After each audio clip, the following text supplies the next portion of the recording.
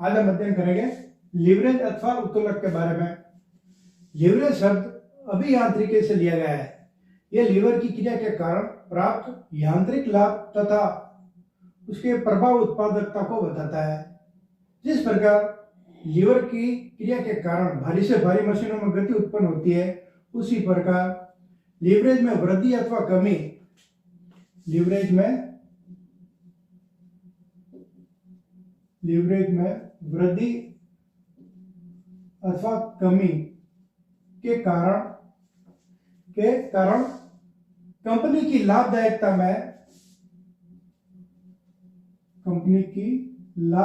में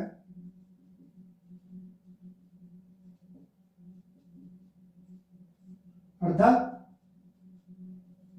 profitability, company की profitability लाभदायकता में अनुपात से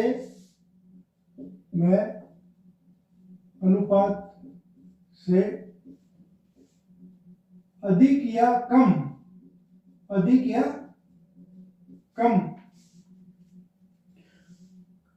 कम वृद्धि उत्पन्न कर सकती है।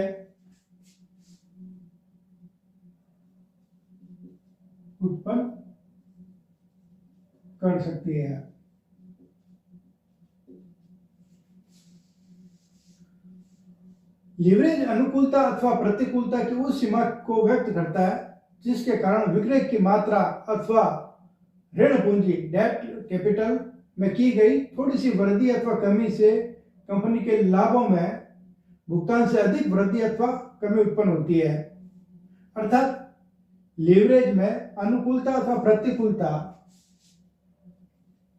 लीवरेज में अनुकूलता या प्रतिकूलता, फेवरेबल और अनफेवरेबल की उस सीमा को व्यक्त करता है जिसके कारण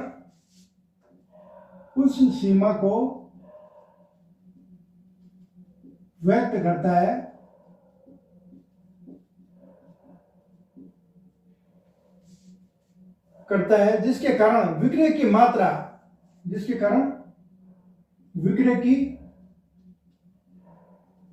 मात्रा अर्थात volume of sales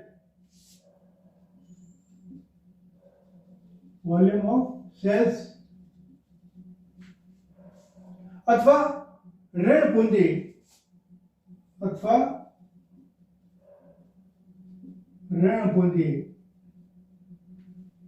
debt capital, क्या कहते हैं इसे? डेट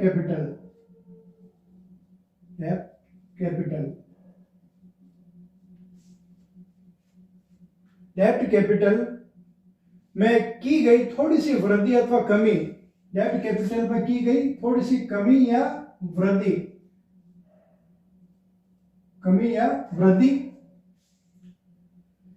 से कंपनी के लाभों में अनुपात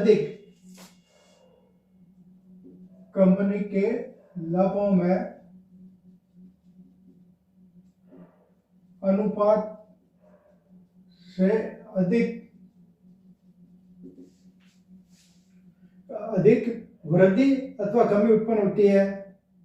लाभों में अनुपात से अधिक वृद्धि अथवा कमी उत्पन्न होती है, कमी या वृद्धि उत्पन्न होती है। अर्थात हम कह सकते हैं कि लीवरेज अनुकूलता अथवा प्रतिकूलता की उस सीमा को व्यक्त करता है जिसके कारण विक्रय की मात्रा वॉल्यूम ऑफ सेल्स अथवा ऋण पूंजी डेट कैपिटल में की गई थोड़ी सी वृद्धि या कमी के कारण कंपनी के लाभों में अनुपात से अधिक वृद्धि अथवा कमी उत्पन्न होती है। ऊंची स्थिर लागतों अथवा अधिक ऋण पूंजी के प्रयोग के कारण उत्पन्न जोखिम की सीमा का आकलन से अभिप्राय लीवरेज की विचारधारा का उपयोग किया जाता है।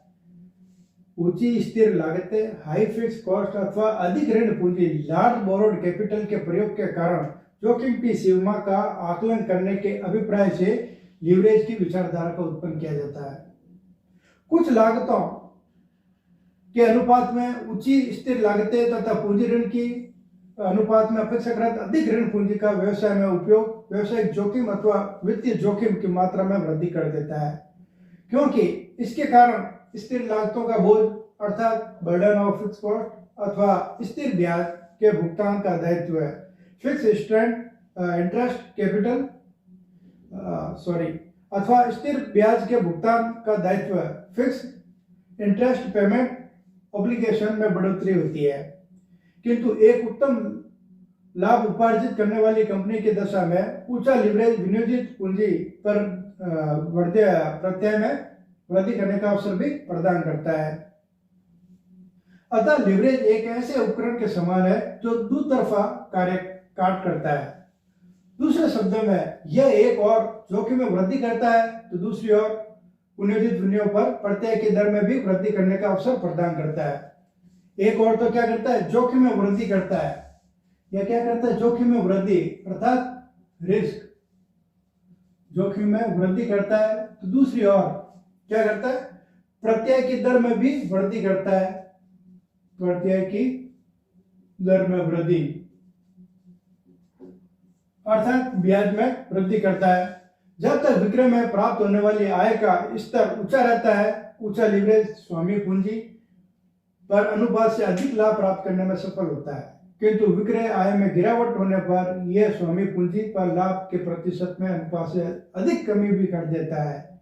इस प्रकार थोड़ी सी प्रतिकूलता लाभों में अनुपात से अधिक कमी उत्पन्न कर सकती है। अतः यह कहना उचित होगा कि ऊंचे लीवरेज के आधार पर व्यवसाय संचालन के लिए ऊंचे स्तर की दक्षता, स्किल्स एवं सतर्कता की अपेक्षा होती है। केवल तभी ऊंचे लीवरेज के साथ व्यवसाय का संचालन सफलतापूर्वक किया जा सकता है। वित्तीय प्रबंधन में लीवरेज या उत्तोलन से अभिप्राय ऐसी संपत्तियों या कोषों के प्रयोग से है जिनके लिए संस्था एक स्थायी लागत या ब्याज प्रत्यय चुकाती है। वित्तीय प्रबंधन में लीवरेज से अभिप्राय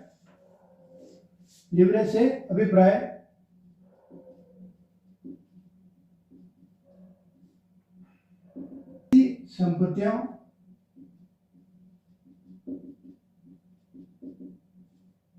या कोषों के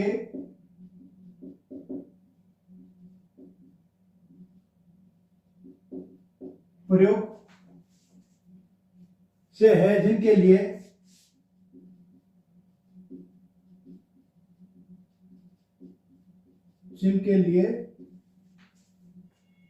संस्था एक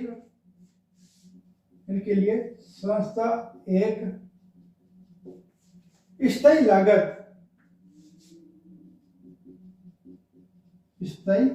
लागत या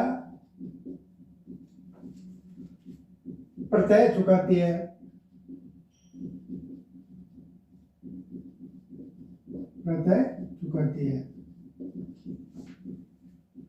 स्थायी लागतों को वहन करने तथा चुकाने की क्षमता क्रमशः लाभदायकता एवं वित्तीय सुदृढ़ता को प्रभावित करती है। स्थायी लागत को वहन करने या चुकाने की क्षमता लाभदायकता अथवा वित्तीय सुदृढ़ता को प्रभावित करती है। अतः स्थायी लागत भार उत्तोलक के आधार का कार्य करता है। स्थायी लागत क्या करता है? स्थायी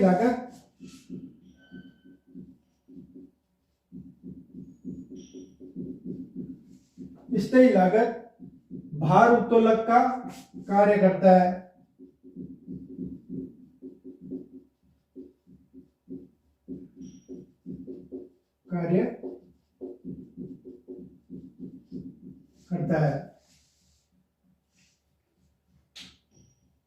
यदि संस्था द्वारा अर्जित ब्याज एवं कर घटाने के पूर्व के लाभ स्थायी लागत या स्थायी प्रत्यय से अधिक हो तो अनुकूलतम उत्तोलक कहलाता है। इसके विपरीत यदि संस्था लागत या प्रत्यय संस्था द्वारा अर्जित ब्याज एवं कर से पूर्व लाभों से अधिक हो तो यह प्रतिकूल कहलाता है। अर्थात हम इसे इस प्रकार लिख सकते हैं, यदि संस्था द्वारा संस्था द्वारा अर्जित ब्याज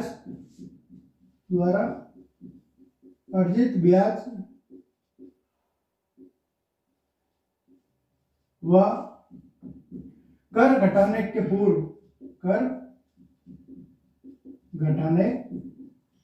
पूर्व के लाभ, अर्थात अर्जित ब्याज व कर घटाने के पूर्व लाभ अर्थात EBIT, earning before interest and tax,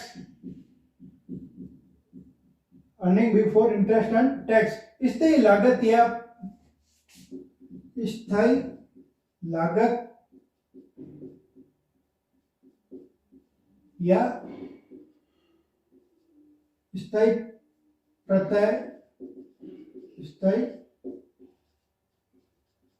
प्रत्यय से अधिक हो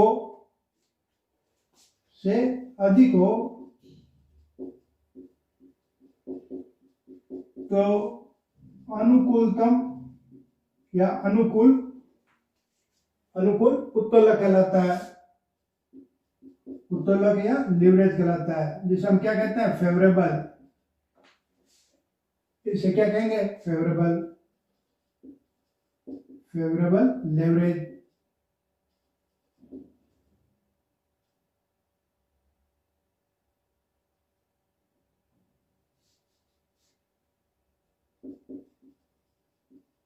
फेवरेबल लेवरेज कहलाता है।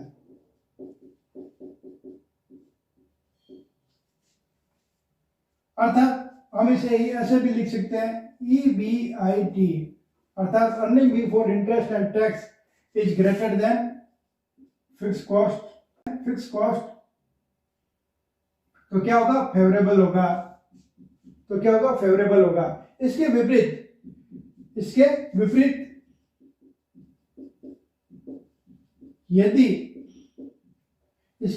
यदि संस्था द्वारा अर्जित ब्याज एवं कर घटाने से पूर्व के लाभ स्थायी लागत या प्रत्यय से कम हो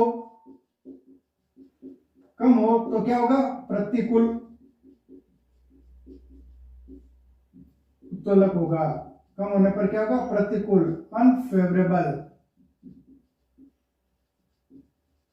अनफेवरेबल लेवरेज कहलाएगा। अर्थात EBIT is less than favourable fix cost. तो यह क्या कहलाएगा, कम होगा। उत्तोलक एक संपत्ति या कोष के स्रोत के प्रयोग से है जिसके लिए संस्था को स्थिर लागत या स्थिर ब्याज का भुगतान करना पड़ता है। उत्तोलक के या लीवरेज की कुछ परिभाषा है। फर्स्ट परिभाषा सॉलोमन इजरा के अनुसार,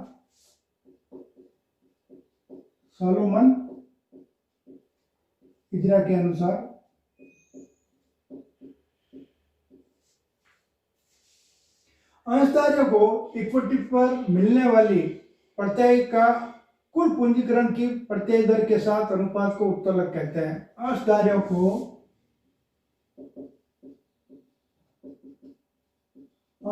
को इक्विटी पर मिलने वाली या क्षमता पर मिलने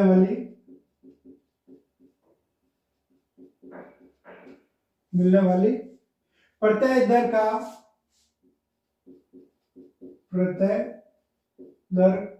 का कुल पूंजीकरण की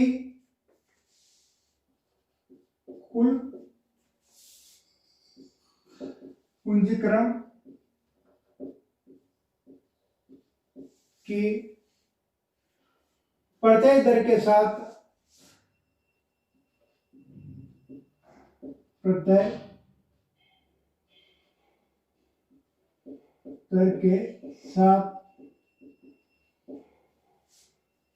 अनुपात को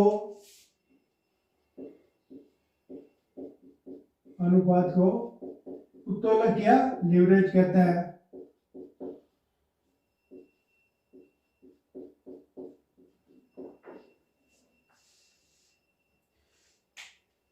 सेकंड परिभाषा हम ले सकते हैं प्रोफेसर कुशल के अनुसार।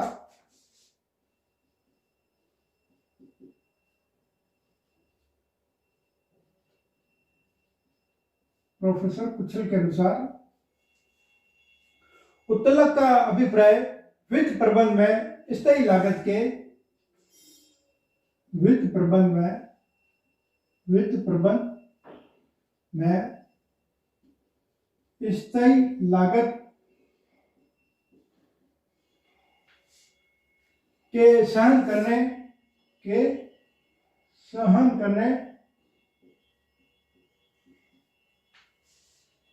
या स्थायी प्रत्यय का भुगतान करने से है, या स्थायी प्रत्यय का भुगतान करने से है। अर्थात सरल शब्दों में उत्तोलक एक ऐसी स्थिति का घोतक है जिसमें संस्था द्वारा स्थिर लागत में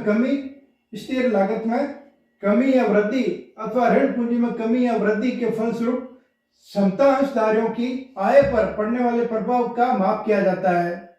लीवरेज या उत्तोलक का कुछ महत्व भी है। हम वित्तीय उत्तोलक के महत्व के बारे में चर्चा करते हैं।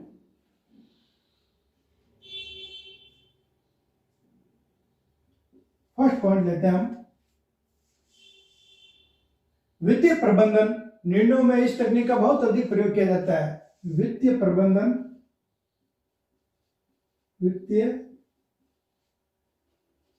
प्रबंधन निर्णयों में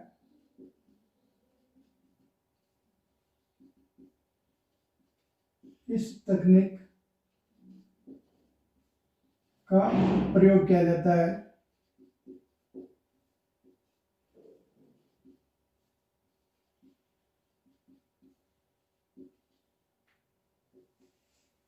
सेकंड, प्रयोग किया जाता है पूंजी संरचना के सर्वश्रेष्ठ स्वरूप निर्धारण में भी इस तकनीक का प्रयोग किया जाता है। पूंजी संरचना के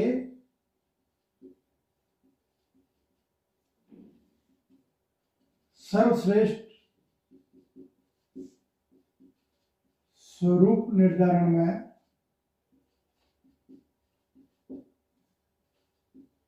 भी इस तकनीक का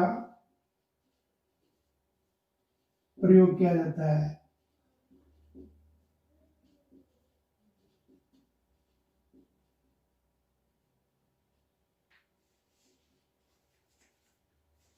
इस तकनीक से पूंजी संरचना में विभिन्न प्रतिभूतियों का वह अनुपात निर्धारित किया जाता है जिस पर औसत पूंजी लागत न्यूनतम हो। पूंजी संरचना में लीवरेज के समावेश से क्षमता अंशधारियों को उपलब्ध लाभ में से होने वाले परिवर्तनों का विस्तार किया जा सकता है। विनियोग निर्णयों में लीवरेज की तकनीक अधिक उपयोगी सिद्ध होती है। लीवरेज की नीति व्यापार की विस्तार सीमा पर प्रकाश डालती है। लीवरेज की नीति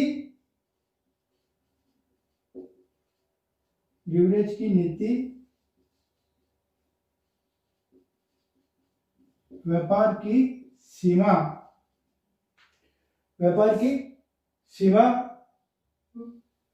विस्तार सीमा पर प्रकाश डालती है।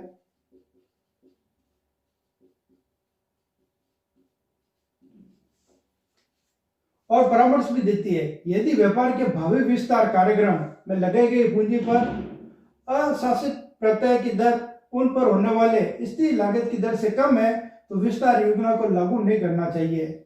इसके विपरीत दशा में विस्तार योजना को अपनाना चाहिए। इस प्रकार लीवरेज विनियोग निर्णय लेने में सहायक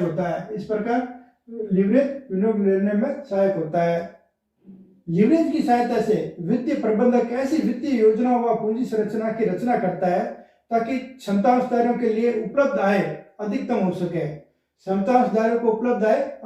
सके। इन योजनाओं के निर्माण से अंशधारियों को अधिक लाभ हो सके।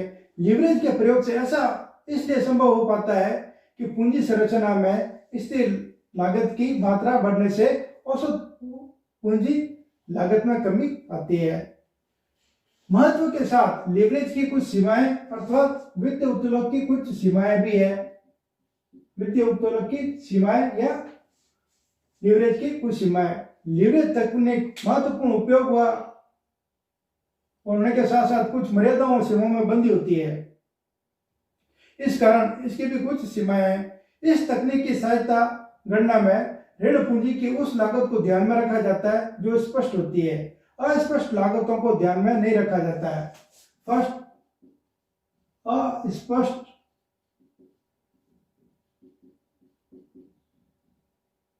अस्पष्ट लागतों को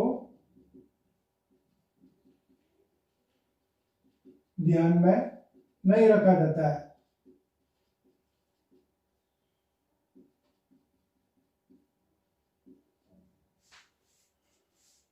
लीवरेज सिद्धांत के अनुसार आवश्यक अतिरिक्त पूंजी को ऋण पूंजी से तब तक पूरा करना चाहिए जब तक संभावित प्रत्याय दर ऋण पूंजी की लागत से अधिक है, परंतु इस प्रक्रिया में अंशधारियों के हितों की रक्षा नहीं हो पाती है। अंशधारियों के हितों की रक्षा नहीं हो पाती है। ऋण के सतत प्रयोग से जोखिम की मात्रा बढ़ती है, जिसका प्रभाव अंशों के मूल्य पर कमी के रूप में पड़ता है। अंशों के मूल्य में यह कमी ऋण पूंजी को अस्पष्ट लागत होती है और लीवरेज के प्रयोग में इसको भी ध्यान में रखना आवश्यक होता है। लीवरेज विश्लेषण में यह मान्यता है कि ऋण पूंजी की लागत सदा एक समान रहती है। लीवरेज विश्लेषण में यह मान्यता है कि ऋण पूंजी की लागत सदा एक समान रहती है। पूंजी की लागत सदा एक समान रहती है, परंतु व्यवहार में ऐसा नहीं होता। परंतु व्यवहार में ऐसा नहीं होता।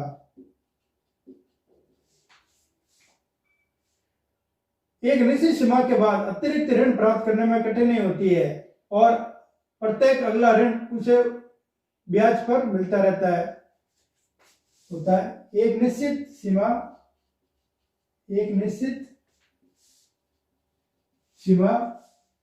के बाद अतिरिक्त ऋण प्राप्त करने में अतिरिक्त ऋण प्राप्त करने में कठिनाई होती है।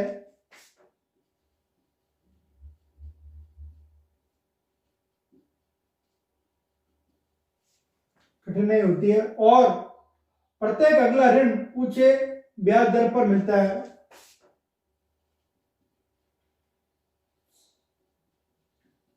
अगले ऋण पर ब्याज ऊंची दर पर देना पड़ता है। ये उत्तोलन की कुछ सीमाएं हैं।